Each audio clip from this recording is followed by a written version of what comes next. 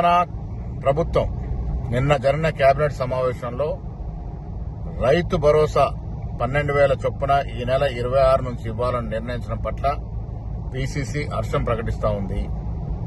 Congress party Congress ప్రభుత్వం ఒక మాట ఇస్తే కట్టుబడి ఉంటుందని, ఇది రైతుల పక్షపాత ప్రభుత్వం అని మరొకసారి నిరూపించుకున్న సందర్భం. ఈ సందర్భంగా రైతులకు అందించబోయే రైతు భరోసా కింద 12,000, అదేవిధంగా భూమి లేని రైతులకి, రైతు కూలీలకు ఇచ్చేటటువంటి ఇందిరమ్మ ఆత్మీయ భరోసా కింద మరొక 12,000 ఎకరాకి ఇవ్వడం అనేది తెలంగాణ రాష్ట్ర చరిత్రలో ఇదొక మైలురాయి. కాంగ్రెస్ పార్టీ ఒక మాట ఇస్తే నిలబెట్టుకుందని చెప్పడానికి మరొకసారి తీసుకున్న ఈ నిర్ణయాలు కూడా ప్రజలు హర్షించే విధంగా ఉన్నాయని చెప్పడం తప్పదు.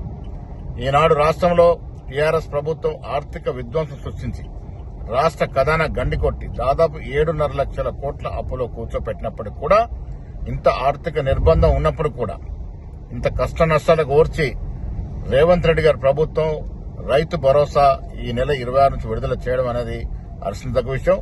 నేను ఈ రాష్ట్ర రైతాంగానికి పీసీసీ తరఫున విజ్ఞప్తి చేస్తా ఉన్నాను. రైతు పండుగ జరుపుకోవాల్సిన సందర్భం ఇది. కాంగ్రెస్ పార్టీ ఇచ్చిన మాట ప్రకారం రైతులకు మేలు చేస్తా ఉంటే, రైతుల్ని 10 ఏళ్లుగా నిలబెట్టిన ముంచి రాష్ట్రాన్ని అప్పుల పాలు చేసినటువంటి బీఆర్ఎస్ నాయకులు, ముఖ్యంగా కేటీఆర్ గారు ఇది హర్షించాల్సింది పోయి విమర్శలు చేస్తా ఉన్నారు. నేను కేటీఆర్ గారికి, బీఆర్ఎస్ నాయకులకి ఒకసారి విజ్ఞప్తి చేస్తా ఉన్నాను. ఆత్మ పరిశీలన చేసుకోండి. మీరు గత 10 ఏళ్ల పాయంలో మీ రైతులకు కానీ, విద్యార్థులకు కానీ, నిరుద్యోగులకు కానీ ఏ రకంగా మోసం చేశారో ఒక్కసారి ఆత్మ పరిశీలన చేసుకుంటే బాగుంటుంది. రైతులకు మేలు చేస్తున్న కాంగ్రెస్ ప్రభుత్వం తీసుకుంటున్న నిర్ణయాలు నిజంగా ప్రజాస్వామ్య నమ్మకం ఉంటే మీరందరూ కూడా హర్షించాల్సిందిగా ఈ సందర్భంగా విజ్ఞప్తి చేస్తా ఉన్నాను.